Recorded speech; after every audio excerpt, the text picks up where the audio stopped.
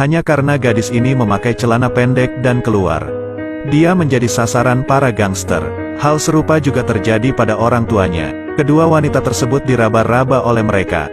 Gangster tersebut bertemu dengan saudara laki-laki bernama Venus dan Serena yang keduanya telah melajang selama 40 tahun.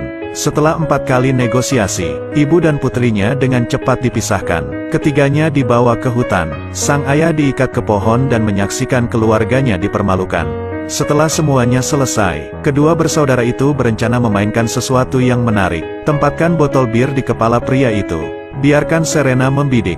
Namun sang adik melihatnya berkali-kali, dan lelaki itu selalu menjatuhkan botolnya. Dengan marah, dia menembak pria itu dan tidak mau kalah. Seharusnya berpartisipasi dalam permainan, sekarang hanya gadis yang tidak sadarkan diri yang tersisa. Agar tidak ketahuan polisi, dia meniup peluit dan membunuh gadis itu. Sementara itu, saat melihat ponsel gadis itu, dia menemukan ada 4 orang di keluarga itu. Gadis itu juga memiliki seorang adik laki-laki. Jadi di mana saudaraku? Ternyata saat berhadapan dengan mereka tadi, sang ibu menyembunyikan adik laki-lakinya di dalam tenda. Untuk menghilangkan bencana tersebut, kedua bersaudara tersebut kembali ke tenda namun tidak dapat melihat adik laki-lakinya. Karena lapar, anak itu menangis dan keluar mencari ibunya. Bocah itu cepat tersesat karena lelah dan lapar, sehingga bayinya cepat pingsan. 1 jam kemudian, anak laki-laki itu untungnya ditemukan oleh pasangan yang lewat. Pria itu membawanya menuruni gunung untuk mencari ibunya. Tetapi ban mobilnya pecah. Di pegunungan seperti ini, belum ada sinyal untuk memutuskan turun gunung mencari pertolongan. Namun sebelum dia sempat pergi, sebuah mobil turun dari gunung. Sopirnya lah yang melihat bayi tersebut dan langsung berniat membunuhnya. Dia berbohong bahwa dia melihat orang tua bayi itu dan ingin membawa mereka ke gunung untuk menemukan mereka. Innocent terjebak dalam meninggalkan tangannya untuk merawat bayinya. Mengikuti kedua orang itu, mereka tiba-tiba melihat seorang wanita. Itu ibu bayinya. Dia tidak mati, jadi dia hampir datang ke sini sedikit demi sedikit, bergegas menyelamatkannya di kolam. Dia tiba-tiba membunyikan klakson. Dia sangat takut sehingga dia mendorongnya ke bawah, lalu berlari lebih jauh ke dalam hutan. Tetapi dia khawatir dia dalam bahaya dan mengatakan dia ingin membantu anak itu. Tylo segera merasakan ada yang tidak beres. Masuk ke dalam mobil dan mengunci pintu. Dengan marah, dia menggunakan pistol untuk memecahkan jendela dan menggunakan pisau buah untuk memotong tangannya. Saya tidak berhati-hati dan tangan saya terpotong. Jadi saya segera merasakan sakit dan melepaskan tangan saya. Mengambil kesempatan ini, dia meraih bayi itu dan berlari ke hutan untuk bersembunyi. Bersembunyi di bawah pohon. Bersiaplah untuk mengeluarkan pistolnya.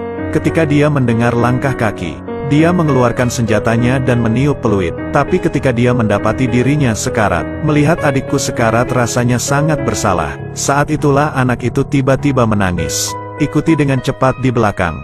Manfaatkan kesempatan ini untuk berlari kembali dan mengambil senjatanya dari tanah. Namun perjuangan ideologisnya adalah jika dia mengambil senjata sekarang, dia akan terbongkar. Mendengar suara langkah kaki pengecut dan bersembunyi di balik pohon. Dengan cepat menangkap tangan dan anak laki-laki itu. Karena untuk membalaskan dendam saudaraku. Dengan agresif meraih bayi itu dan melemparkannya dengan keras ke tanah. Belum pernah melihat pria yang pengecut seperti dia. Anda sedang diperkosa oleh seorang preman dan dia berada di belakang layar. Mengetahui dia bersembunyi di dekatnya, dia berteriak keras bahwa jika dia ingin menyelamatkan pacarnya, dia harus pergi ke tempat kosong di atas bukit. Tapi dia melebih-lebihkannya. Tidak lama kemudian, keduanya pergi meninggalkan pacarnya dan turun gunung. Tangannya diikat di pohon. Masih menunggu Mark menyelamatkannya. Masih merasa tidak ingin menunggu dengan tidak sabar. Kemudian dia mengambil senjatanya dan mempermalukannya. Jeritan pengemudi bergema di seluruh gunung. Tapi Mark masuk ke dalam mobil dan pergi. Mendengar suara mobil, dia dengan marah menarik tangannya kembali ke tempat parkir. Untuk menghindari kedatangan polisi, dia memasukkan tangannya ke dalam mobil dan menginjak pedal gas menuruni gunung. Dalam keputusasaan, ia mencoba mengarahkan mobilnya ke sebuah pohon besar. Kedua orang itu langsung pingsan. Beberapa jam kemudian membawa polisi ke halte itu. Polisi melihat sebuah mobil jatuh di pinggir jalan ketika mereka keluar untuk memeriksa. Tapi saya belum sempat memeriksanya. Saat berada di tempat gelap, sebuah tembakan tiba-tiba terbuka.